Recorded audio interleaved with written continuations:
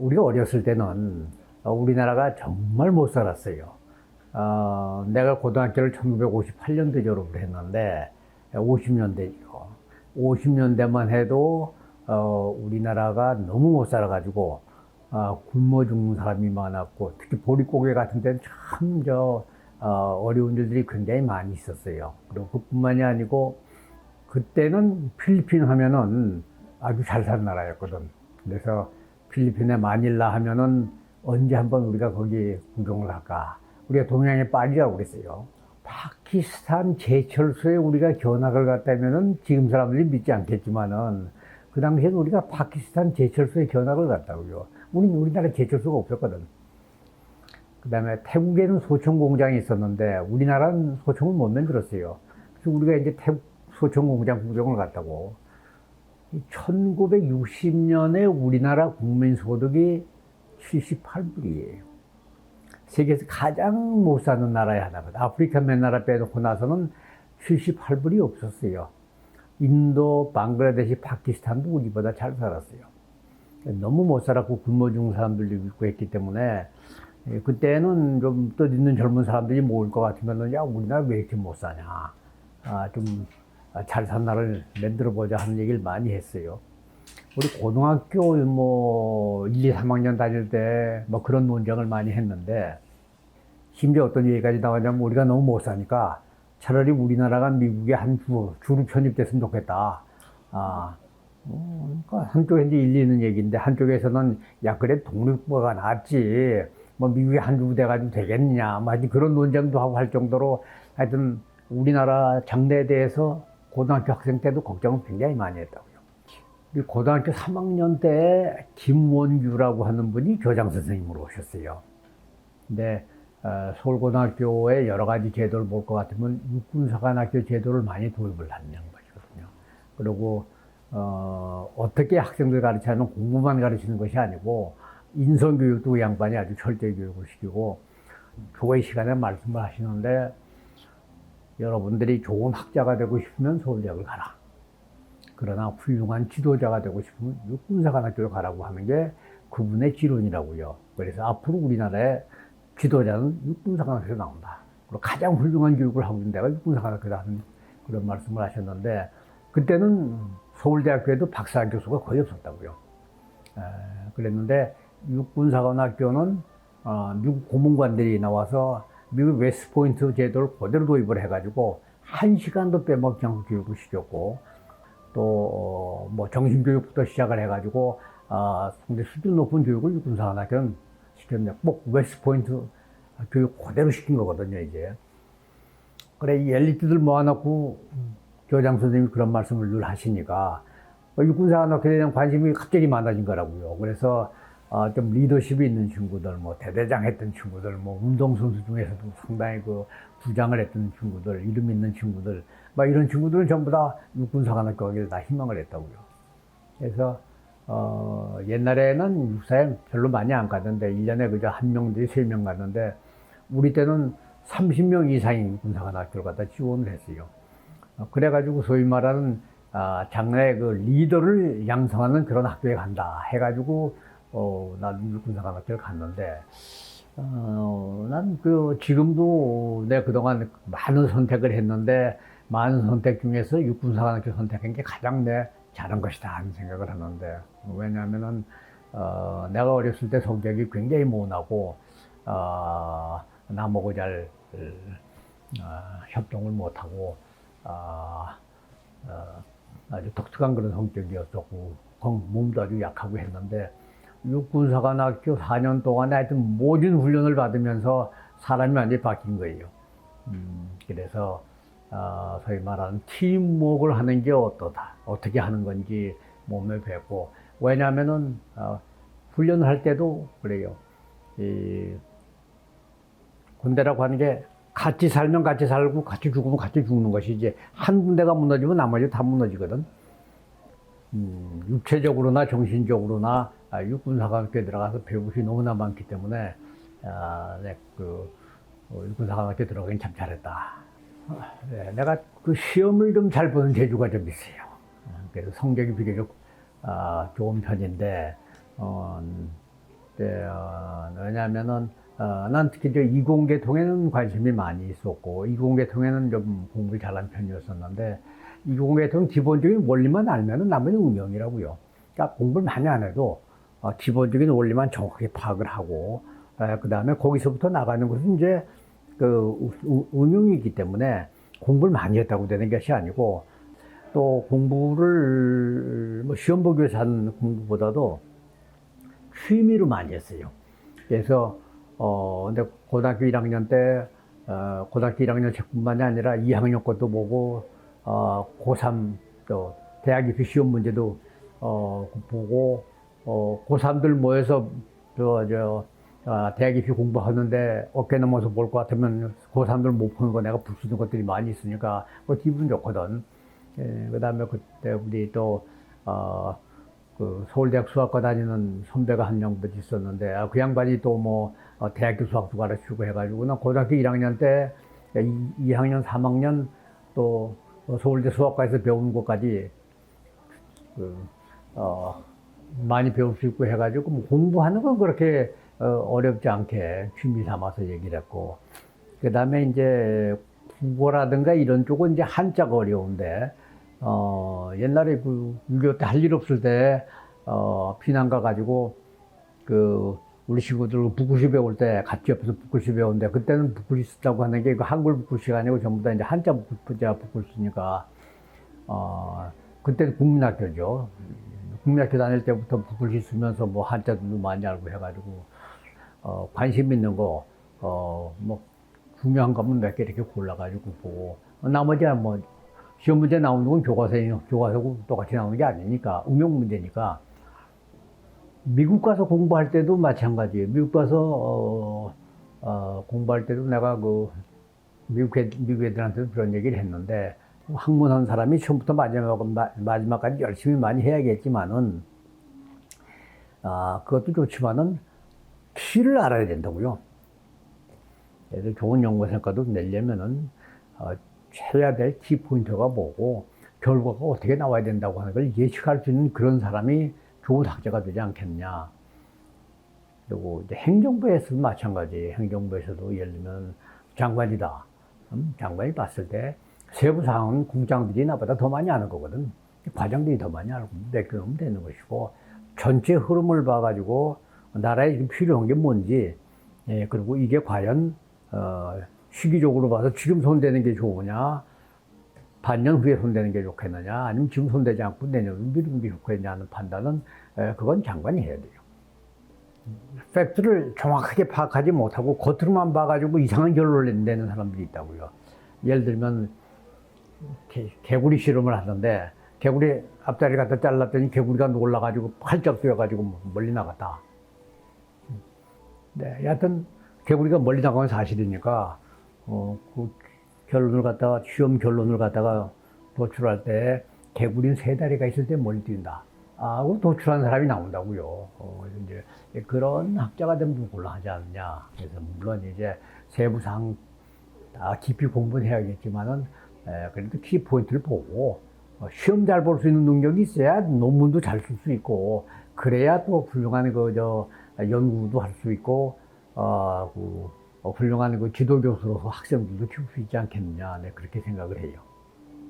청와대에서 제의를 받으셨을 때 고민을 하셨을 때인데 그걸 수락하시게 된 그런 아니 난 뭐 고민할 게 없었어요. 솔직히 얘기하면은 왜냐하면은 그 김재익 박사가 청와대 경제수석이 됐는데 그 양반이 그 경제수석이 된 다음에 얼마 지나지 않아가지고 한번 연락이 왔어요. 전정에다 같이 하자. 나는 무슨 생각을 가지고 있었냐 할 것 같으면 그 김재익 박사가 지금 중요한 자리를 갔기 때문에 김재익 박사한테 이런 걸 해야 우리나라가 발전한다고 하는 그런 그 어드바이스를 갖다 계속해서 한 거예요. 그 사람한테. 그래서 우리나라가 이제 노동 집약 산업으로 쭉 발전을 해왔는데 그렇게만 해가지고 도약을 못한다. 그러니까 빨리 첨단 산업 중심으로 바꾸는 작업을 해야 된다. 그러기 위해서는 이러이러한 걸 해야 되고 저런 걸 해야 되고 여러 가지 설명을 갖다 그 양반한테 많이 해드렸는데 나는 그 양반이 그냥 경제학 박사라고 뭐만 알고 있었는데 의외로 과학기술 쪽에 대해서 깊이 알고 있더라고요. 예, 질문도 하고 자기 의견도 얘기하는데 아주 뭐 깊이 있는 얘기 그래서 계속해서 많이 나눌 수가 있었어요. 이게 나는 뭐 그 양반한테 이런 걸 하시라고 하는 의미에서 얘기를 했는데 그 헤어지면서 얘기가 그러지 말고 이왕이면은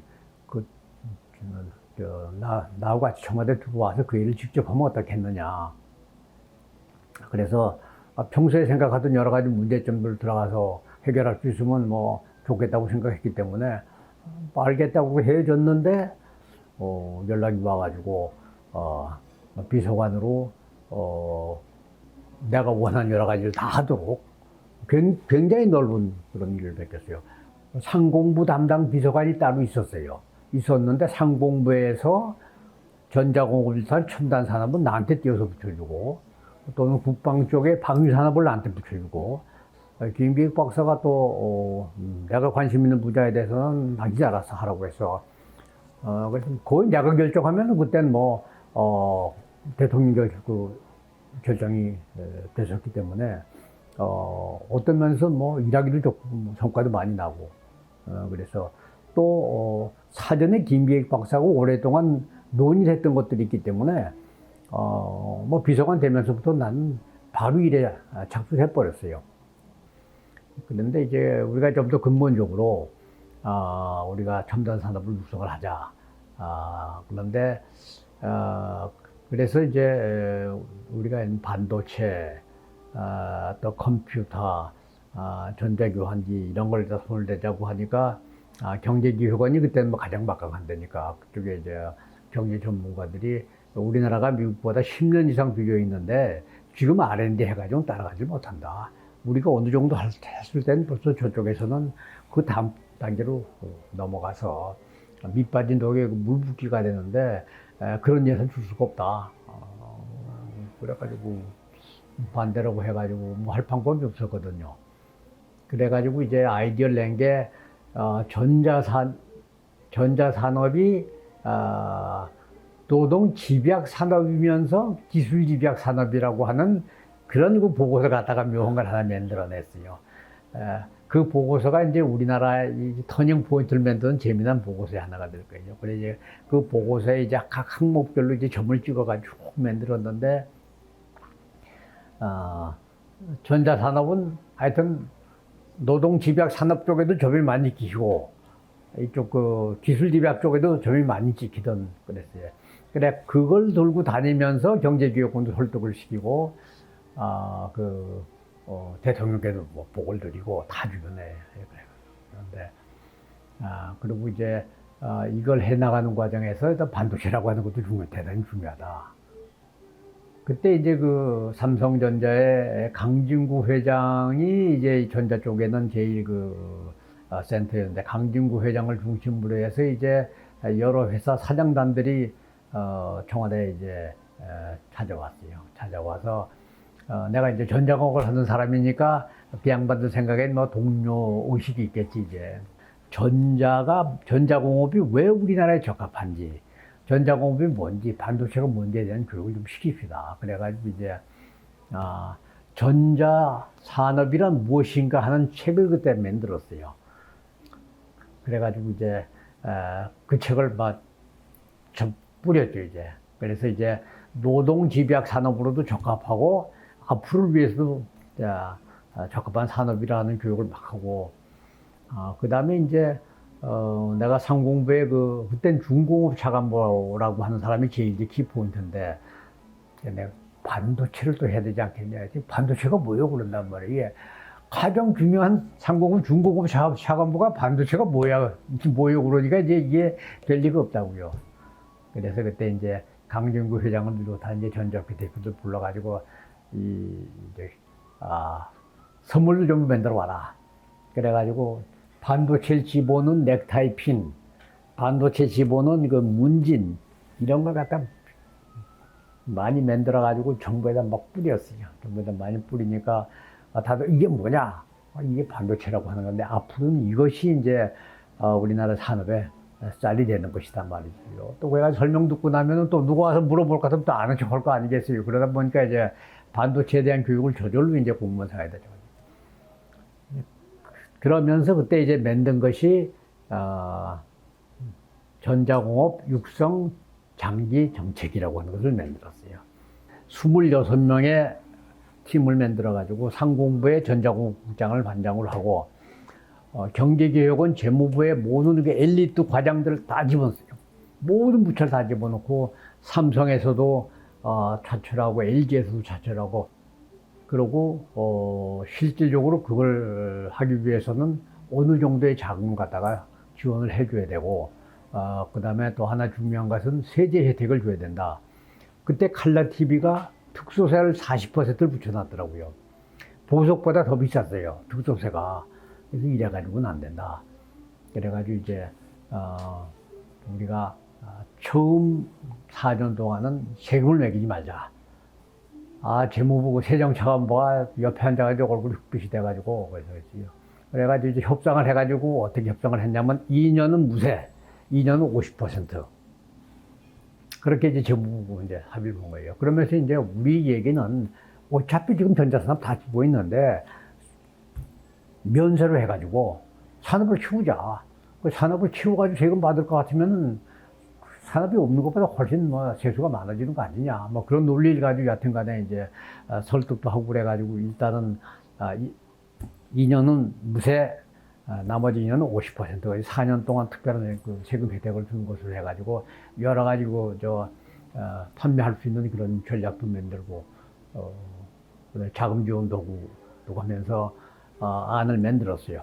안을 만들면서 그때 선언하기를 86년도에는 전자산업이 기계산업하고 맞설 수 있다 하고 얘기를 했는데 경제기관 관리들이 무섭다고요. 그땐 전자산업이 너무 작을 때니까 말도 안 되는 소리 하지 마라. 근데 청와대가 워낙 강하게 밀어붙이니까 이제 할 수 없이 밀려나가면서 소부름이 이제 웃었는데 실제로 86년도에 전자산업이 기계산업을 앞질렀어요.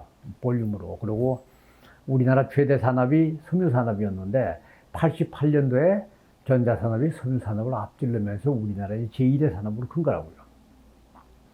도중에 이제 최신부의 장관으로 최광수 씨께서 이제 장관이 되셔가지고 내가 행정은 하겠는데 기술적으로 판단하지 못할 일이 너무 많다. 그러니까 자네는 그 전자공학 박사니까 자네가 와가지고 날 도와주지 않겠느냐. 알겠습니다. 그리고 이제 김재익 박사하고 상의했던 김재익 박사는 적극적으로 최신부를 가라. 그래, 첨단 산업 육성하는 것은 최신부다. 그게 이제 김재익 박사의 해안이에요. 많은 사람들이 상공부로 가야 된다고 생각하고 있었는데 김재익 박사는 아니다. 우리나라에서는 최신부로 가야 된다. R&D하고 하는 것은 경제기관 돈을 받아야 되는데 그 경제기관이 돈 안 주면 상공부 못 한다고요. 최신부는 자체 자금이다. 그리고 자체 여러 가지 사업을 통해 가지고 기술 개발할 수 있고 자금을 쓸 수 있는 데이기 때문에 우리나라 첨단 산업 육성은 최신부 쪽에서 할 수 있다고 하는 게 김재익 박사의 주장이에요. 그래가지고 적극적으로 최신부로 가라. 그리고 그때 우리가 무슨 얘기를 많이 했느냐 할 것 같으면은 소위 제3의 물결에 어떻게 대비해야 될 거냐 하는 얘기를 갖다 많이 했는데 제3의 물결에 대비하는 중요한 포지션으로 내가 이제 우연히 이제 가게 된 셈이란 말이죠. 이제 거기에 대한 준비가 너무 미흡하지 않았냐고 소위 선각자라고 할 수 있는 사람들이 많이 몇 사람이 모여가지고 걱정을 많이 했어요. 제2의 물결이라고 하는 산업혁명의 물결에 밀려올 때 우리나라는 쇠국 정책을 썼고 당파 싸움만 하다가 거기에 대한 적절한 대응을 못했거든요. 근데 일본은 재빨리 산업혁명의 물결을 타면서 강대국이 됐고, 그래서 일본이 저렇게 세계 제일 가는 부자 나라가 되고 기술면서 가장 앞서가는 저런 나라가 된 동안에 우리나라는 정말 농업국가에서부터 탈피를 못해가지고 고생을 많이 하다가 이제 박정희 대통령께서 산업화에 어느 정도 성공을 하시면서 여러 가지 기반이 이제 준비가 되기 시작을 한 것이죠. 그러다가 이제 80년대에 들면서 전두환 대통령이 들어서면서부터는 분위기가 많이 바뀐 것이 미국 유학파들이 정부에 많이 포진했다고 하는 것이 중요한 원인의 하나라고 이유의 하나라고 생각이 되는데 총리가 남도부 총리라고요. 경제학 박사로 미국에서 공부하신 양반이. 그다음에 가장 중요한 영향을 미쳤던 청와대 경제수석이 김익주 박사고, 또 하다 보니까 또 담당 비서관은 오명 비서관은 전자공학 박사. 그다음에 그 밑에 있는 연구관이라고 또 한 사람, 나중에 이제 오명 비서관 다음에 비서관이 된 홍성원 박사는 또 역시 전자공학 박사로고, 그 사람 아주 컴퓨터 쪽에 해박한 사람이에요. 그러다 보니까 이제 전자공업, 첨단 산업 이쪽에 이제 관심들 갖다가 많이 갖게 되고, 그래서 이제 전자공업 육성 장기 정책이라든가 반도체 육성 정책 같은 것이 입안이 되고, 그쪽에 적극적으로 키워나가기 시작을 하다가, 이제 오명 비서관이 갑자기 최신부 차관으로 들었으면서 통신 쪽을 같이 겸하게 되니까 이제 분위기가 완전히 달라진 거예요. 그래서 소위 선각자라고 할 수 있는 사람들이 전부 다 우리가 산업화에 늦었지만은 정보화에 한번 앞서가자. 그 정보화에 대한 관심을 가지고 여러 가지 업무를 갖다 추진하기 시작을 했어요. 근데 아시다시피 이제 정보화라고 하는 것은 정보를 처리하는 능력 플러스 해가지고 정보를 전달하는 능력이 한데 합치면서 정보의 가치가 중요해져서 생겨나는 것이 정보화 물결이거든요, 이제. 그래서 이제 전자산업 중심으로 한 컴퓨터, 또 컴퓨터 이용 이쪽에 대해서 한편으로 관심을 가져야 되고, 한편으로는 통신을 발전시켜 나가야 되고. 그런데 이제 81년 5월 달에 내가 최신부 차관 갔을 때만 하더라도 통신 사정이 대단히 나빴어요. 통신의 가장 기본적인 것이 전화였는데, 낙후될 수밖에 없는 것이 많은 그 경제 관료들이 전화 많이 보급하는 문제에 대해서는 우리 이 다음에 좀 더 잘 산 다음에 냉장고 전화는 그때 가서 보급합시다 하는 그런 생각을 했기 때문에, 이 전화가 이 정보를 전달해주는 기본적인 수단이라고 하는 개념이 그때 없었더라고요. 근데 생활의 편의시설로 생각을 했기 때문에, 전화를 신청해도 1년이 지나도 받을까 말까 하고, 그때 이제 파고 살 수 있는 전화기를 갖다 우리가 백색 전화라고 그러고, 전화기에 신청해가지고 받는 전화를 청색 전화라고 했는데, 사고 팔고 할 수 있는 백색 전화기 한 대 값은 서민주택보다도 비쌌단 말이죠. 내가 최신부 차관 처음 나가가지고 어떻게 하면은 이 통신 문제를 갖다가 단기간에 해결하겠느냐, 여러 가지 생각을 많이 했는데, 우선 첫째로 개방 정책을 썼어요. 내가 미국 가서 보니까 내가 학생이었는데 전화 신청하니까 내 방에 전화를 놔주더라고요. 그때는 우리나라 아주 큰 부자나 높은 사람이 아니면 전화 가질 수가 없는데, 미국 가니까 학생도 전화를 놔주더라고요. 교환기가 따로 필요하지 않고 10회선 정도의 전화는 그냥 키폰 가지고 책상 매다 놓고 그냥 누구든지 눌러가지고 사용하고 있더라고요. 근데 우리나라에서는 교환량 양성소를 졸업한 교환수를 갖다 채용을 해야 되고, 10회선, 20회선 교환기도 별도의 교환실을 만들지 않으면 안 됐어요, 그때는. 내가 최신부 차관 돼서는 모든 걸 전부 다 개방하는 쪽으로 해버렸고, 그 다음에 첫 번째로 했던 그 주제 하나가, 그때는 전화기를 전화구에서 공급해주는 까만색 전화기를 전화국 직원이 와서 설치해주면 손댈 수가 없었어요. 말 위에 있는 전화기를 안방으로 옮기는 것도 그건 안 되고, 그래서 이 전화기 자체가 전화국 소유고, 전화국의 기술자가 와서 놔주면 건드리질 못하게 했다고요. 그랬던 걸, 그 다음에 전화기 자급제로 바꿔가지고, 시중에서 팔고 있는 거민종, 된 그런 전화기는 누구든지 사다가 갖다 붙일 수 있고, 전화기를 갖다, 그렇게 되니까 안방에 놓든 건너방에 놓든지 간에 하는 거 다 개인이 할 수 있고. 소위 말하는 전화기 자급제로 실시하고 나니까, 한 1년 만에 대부분의 까만 전화기가 없어져 버렸어요.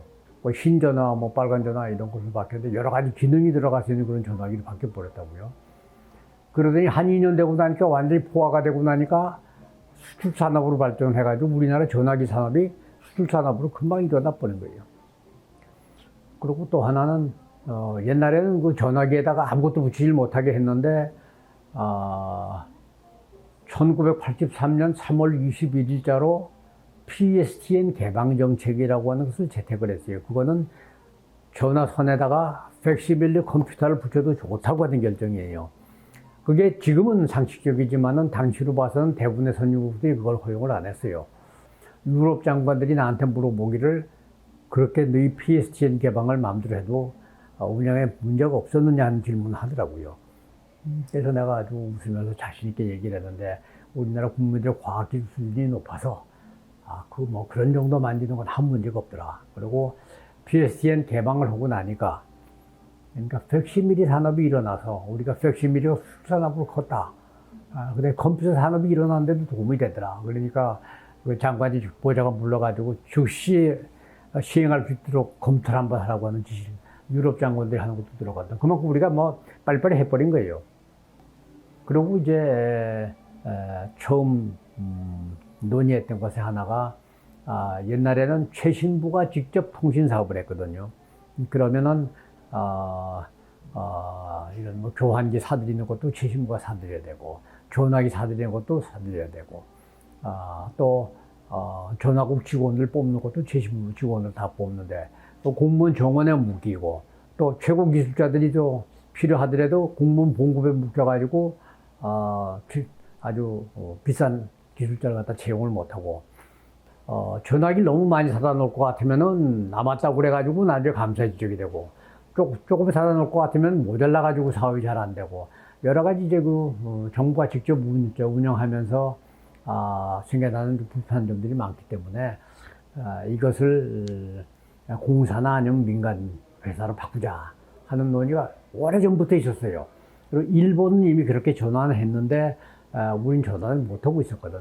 그래 이제 내가 최신부 차관 좀 나가면서부터 그 작업을 먼저 시작을 했는데 그래서 최신부 직원의 절반을 내보내가지고 전기통신공사 설립을 해서 그렇게 되면 이제 이 기준이 종목은 달라지기 때문에 더 좋은 기술자도 뽑을 수 있고 필요에 따라 가서 인원 늘릴 수도 있고 운영의 융통성이 생기는 거니까 그래서 이제 전기통신공사 하나 만들었고 그때 이제 일본을 가서 내 일본 사람들하고 대화를 해봤는데 일본이 우리보다 먼저 이제 공사화를 했는데 일본은 NTT하고 KDD라고 하는 두 개 회사로 나눴더라고요. 그래서 국내는 NTT가 담당을 하고 해외는 KDD가 담당을 하고 있어요.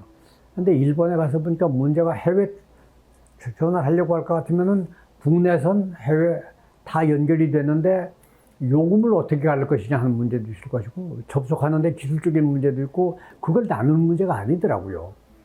그래서 나는 필요가 없다. 그래서 우리나라를 시작할 때부터 국내 국외를 전부 묶어가지고 전기통신을 하나로 만들어 버렸어요. 그리고 이제 일본 사람들하고 대화를 해봤더니 데이터 통신을 빨리 시작을 해야 되는데 데이터 통신 회사를 갖다가 띄어내는 걸 갖다 일본 사람들이 못하고 있더라고요. 일본도 여러 가지 복잡한 문제가 많거든 이제. 그래서 내가 데이터 통신 회사는 우리가 먼저 발족을 시키자. 그래가지고 데이콤을 일본보다 내가 먼저 발족을 시켜버렸어요. 이것을 정부 돈 가지고 만들 것 같으면은 또 제약이 많으니까 그래 민간 회사들이 돈을 출자해가지고 데이터 통신 회사를 갖다가 만들도록 하자고 안을 만들어가지고 사업 설명을 했는데 우리 과장이 나가서 사업 설명을 했는데 돈 낼 사람이 하나도 없어요. 데이터 통신이 뭔지 모르니까 또 할 생각도 없고. 그러니까 우리 이제 담당 국장에 가가지고 다 설명을 했는데, 돈을 낼 사람이 없어요. 할 수 없이 차관이라고 하는 사람이 가서 이제 업계 대표들 모아놓고 사업 설명을 내가 한 거예요, 이제. 데이터 통신이 이런 거다. 앞으로 이렇게 황금알을 낳는 거기다. 근데 적어도 몇 년 동안 마이너스 될 수밖에 없지만 그건 이해해라. 근데 잘들 안 하려고 그래가지고 이제 그때 약속해 주기를 5년 동안의 적자는 정부가 보조해 주겠다. 그리고 데이콤을 만들면서 바로 이어가지고 여러 가지 조치를 했는데 앞으로는 무선 통신도 대단히 중요해진다. 그래서 이동통신 주식회사를 설립을 했고, 지금의 SK텔레콤이라고. 그리고 이제 전 국민에게 정보화에 대한 교육을 시켜야 돼. 컴퓨터 교육을 시키고 미래 사회에 대한 교육을 시켜야겠다. 그래서 정보문화센터라고 하는 걸 만들었어요. 그래서 정보문화센터에서는 무료로 컴퓨터 교육을 갖다가 전 국민한테 시키고 매주 한 번씩 우리가 토론을 했어요. 2000년대 정보화 사회가 어떤 사회가 될 것이냐, 2000년대 정보화 사회를 대비해가지고 우리가 뭘 준비해야 될 것이냐, 정책은 어떻게 세울 것이냐 하는 것을 갖다가 1년 동안을 옥스타드를 했기 때문에 처음에는 뭐 정보가 뭐예요 하던 사람들도 완전 1년 지나고 나니까 정보가 완전 이제 박사가 돼버린 거예요. 그러니까 경제기획원의 사람들이 정보화를 모를 때 최신부에 있는 국장과장들은 완전 정보화 이제 박사가 된 거예요. 최신부님이 2000년도까지의 정보화 플랜을 갖다 완전히 만들어 놓고 그 플랜을 가지고 있는 상태에서 진행을 했기 때문에 내가 최신부를 떠난 다음에도 그 플랜대로 2000년까지 그냥 온 거라고요. 그래서 우리나라가 이제 정보화가 정말 일사불란한 그런 그 계획을 가지고 이끌어주고 성공을 했다 그렇게 생각하고 있고요. 그때 우리가 반전자 교환기를 사다가 쓰는데 내 기억으로는 첫 번째 모델이 회선당 약 800불 정도 지불했고 내가 들어갔을 때는 양이 좀 늘어나가지고 회선당 약 600불 정도 그렇게 지불했어요. 그런데 그 전전자 교환기라고 하는 게 이 전자 쪽에서 가장 수준 높은 그런 그 장비이기 때문에 전전자 교환기를 만약에 국산화만 할 수 있다고 할 것 같으면 여러 가지 기술적인 문제가 한꺼번에 해결이 된다. 그리고 단가도 많이 낮출 수 있지 않겠느냐 해가지고 전전자 교환기 국산화 작업을 한번 해보자 이렇게 생각을 한 것이. 그게 바로 TDX 사업입니다. 처음에 그 애트리 소장을 오시라고 해가지고 우리가 전전자 교환기를 한번 국내 기술로 만들어 봅시다 하니까 우리 애트리 소장 말씀이 아이고 그게 뭐 연구비만 돼도 100억 이상 들어갈 텐데 어떻게 되겠습니까 하는 그런 반응을 보이더라고요. 그때 우리나라 과기부의 그 연구 프로젝트가 10억이 넘는 프로젝트가 없을 때이기 때문에 100억 단위 연구비를 쓴다고 하는 건 생각하기 어려운 얘기거든요. 근데 그런 얘기를 했어요. 그럼 240억 드리면 책임지고 하시겠습니까? 만약 실패하면 어떻게 하시겠습니까? 했더니 소장 말씀이 실패하면 제가 사표를 내겠습니다. 당분일의 가장 큰 사업인데 이 큰 연구 사업을 성공시키면 앞으로도 계속해서 우리나라에서 대규모 연구개발 사업이 가능한 것이고 여기서 실패할 것 같으면 당분간 우리나라의 대규모 연구개발 사업은 못하는 겁니다. 그래서 만약 실패한다면은 전 과학자들 앞에 죄인이 된다고 하는 각오를 가지고 하십시오. 그래가지고 240억 받아가지고 했는데 시작을 했는데 연구소에서는 모든 연구원들이 전부 다 각서를 쓰고 시작을 했어요.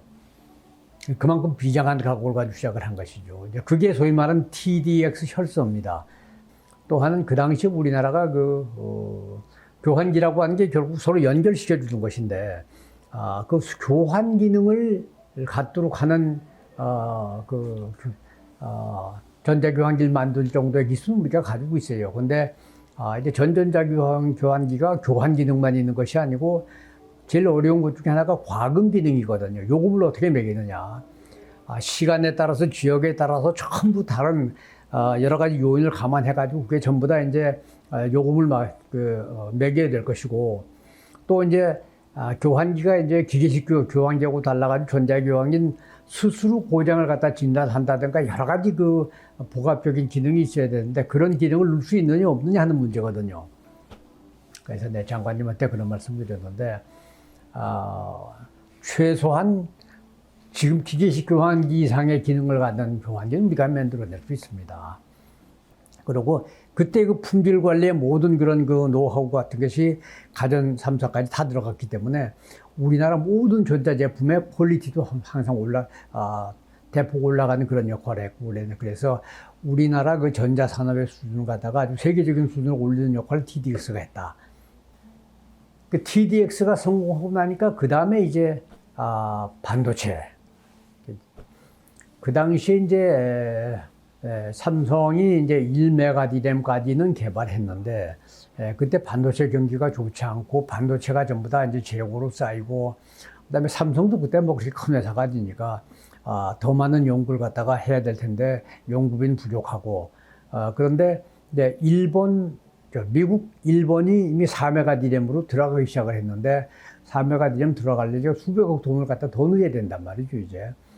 그러니까 이제 삼성에서 혼자서 못하겠다. 좀 정부가 지원을 해달라. 이 정부 입장에서는 삼성만 뭐 어떻게 지원을 해주느냐. 하려면 공동 개발해라. 그리고 그때 이제 우리 생각에는 어차피 한 회사만 가지고는 반도체 강국이 못 된다. 적어도 세 개 회사 정도는 같이 그 반도체 앞서갈 회사가 생겨야 그래야 장비도 국산화가 가능하고 기초 원자재도 국산화가 가능하기 때문에 삼성 하나만 키우는 것보다는 여러 회사를 키우는 게 좋겠다. 그래서 합의 봐서 삼성, LG, 현대 그 세 개 회사의 엔지니어들 전부 자출하고 해가지고 그때 우리 연구비를 400억을 들여가지고 공동 개발했어요. 공동 개발하고 장비비를 갖다가 600억을 특별 융자를 해가지고 1000억의 예산을 가지고 4메가디램 개발해서 나눠준 거라고요. 그래서 지금에서 삼성반도체가 4메가디램 개발하고 이뤄서기 시작을 했고 또 하이닉스 같은 회사가 그때 이제 자리 잡고 일어난 것이고 많은 사람들이 이제 그 IT 시대는 끝나고 BT, NT, ST 시대가 왔다. 뭐 그런 얘기를 한다고요. 바이오 테크놀로지라고 하는 게 컴퓨터 없이는 안 되는 거거든요. IT 기반이 있기 때문에 BT가 가능한 것이고 IT가 많이 발전한 나라에서 BT가 발전할 수 있는 거라고요. 나노 테크놀로지 마찬가지. 스페이스 테크놀로지, 뭐 모든 테크놀로지가 하여튼 IT 테크놀로지를 베이스로 해가지고 발전하는 것이기 때문에 IT 시대가 끝난 것이 아니고 그것이 전부 다 IT 한 파트다. 그렇게 생각을 하고 우리가 IT에서 앞섰기 때문에 나머지 기술도 같이 다 확장이 된 것이다. 또 하나는 이제 ICT라고 하는 것이 그 분야로 끝나는 것이 아니고 모든 기술을 리드하는 역할을 한다고요. 예를 들면 기계에다가 컴퓨터를 붙일 것 같으면 정밀기계가 되는 것이거든요. 자동차 산업이 옛날엔 기계 산업이었지만 이제는 IT 산업이라고요. 항공기, 우주 개발까지 IT가 없이는 아무것도 안 되는 거라. 그래서 모든 베이스는 IT고 IT가 발전해서 다른 걸 전부 다 리드해가지고 한다. 그래서 IT 발전이 우리나라에 가져다 준 것은 다른 한 부자가 발전한 것이 아니고 모든 기술 갖다 리드하는 기본이 발전이 됐다고 하는 그런 설명이고 또 경제적으로는 보게 될 것 같으면은 아까 그 IT 산업이 뭐 기계를 앞질르고 무슨 석유 산업 앞질렀다고 하는 얘기를 하는데 우리나라의 무역 구조를 보게 되면 ICT 산업의 무역 흑자가 우리나라 전체 무역 흑자보다 많아요. 그 얘기 돈 남는 건 그 IT 사업이라는 얘기예요. 그래서 우리를 지금 먹여 살려주는 것도 ICT 산업이다. 그 다음에 ICT 산업 때문에 또 기술 때문에 우리나라 사회가 근본적으로 다 바뀌고 있는 것들이 있는데 예를 들 것 같으면 국가 운영, 우리 사회 모든 운영까지 전부 다 효율적으로 돌아가는 것이 IT 덕분이거든요. IT가 없을 것 같으면 우리 정부 운영을 이렇게 효율적으로 못 한다고요. 아까 그 행정전산망은 우리가 세계적으로 성공을 했기 때문에 우리나라 행정 돌아가는 것이 세계에서 가장 그 모범적으로 지금 잘 돌아가고 있거든요. 우리나라 행정은 참 좀 잘 돌아가고 있다고요. 사회가 이만큼 효율적으로 돌아갈 수 있는 것이 IT 덕분이에요. IT 없을 것 같으면 이렇게 못 돌아간다고. 그러니까 모든 분야가 효율적으로 돌아갈 수 있도록 만든 역할을 IT가 했다. 또 하나는 정치 선진화를 갖다 가지고 민주화를 가져온 가장 큰 공로자가 IT다. 우선 뭐 이런 것만 가지고 보면 돼요. 옛날에 80년도 초에만 하더라도 국회의원 선거에서 여촌 야다였다고요. 시골에서는 여당이 항상 이기고 대도시는 야당이 이겼거든. 그런데 87년에 전화가 전국에 완벽하게 전부 다 공급돼 1가구 1전화 시대가 끝난 다음에 선거는 전국이 거의 고르게 나왔어요. 여야가. 완전히 정치 풍토를 갖다가 전화 보급이 바꿔놨다는 얘기라고요. 그리고 투명한 나라, 깨끗한 나라를 만든 것도 결국 IT고, 지금 뭐 우리나라 부정 얘기 여러 가지 얘기가 나오지만 옛날 부정에 비하면 이건 아무것도 아니거든. 옛날엔 나오지도 않을 거 IT 덕분에 지금 세부상까지 지금 다 나오는 거예요. 그 다음에 세무전산망이 세계에서 가장 잘 된 게 우리나라거든. 외국 장관들이 와서 가장 부러워하는 것 중에 하나가 세무전산망이라고요. 결국은 IT가 우리나라 경쟁력을 부여하는 그런 원동력이 아니냐. 너무 크게 가지되 많은 사람들 갖다 끌고 나가야 된다고요. 그 사람들 갖다 설득하고 완전히 의견을 통일한 다음에 같이 나가지 않으면 성공을 못해요. 그래서 Dream big, execute with consensus. 두 번째, 일반적인 일하는 방법으로는 내가 진인사 대천명. 내가 노력을 최대한 하면 그걸로 만족한 거예요. 결과에 대해서는 그건 하느님이 결정하는 거니까 너무 결과에 대해서 걱정을 해가지고 이거저거 작은 걱정을 할 것 같으면 큰일을 못 한다고요. 큰 덩어리만 가지고 자기가 열심히 하면은 나머지 문제는 하늘이 결정하는 문제니까 걱정할 필요 없다. 과학은 모든 것의 기본이라고요. 그리고 과학은 정직한 것이고, 과학은 거짓말 하지 않다. 그죠?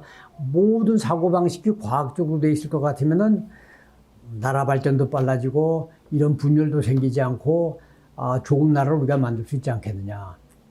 그래서, 어려서부터 우리가 과학적인 사고방식을 가지고 모든 것을 합리적으로 생각하면서 걷으면 좋겠다.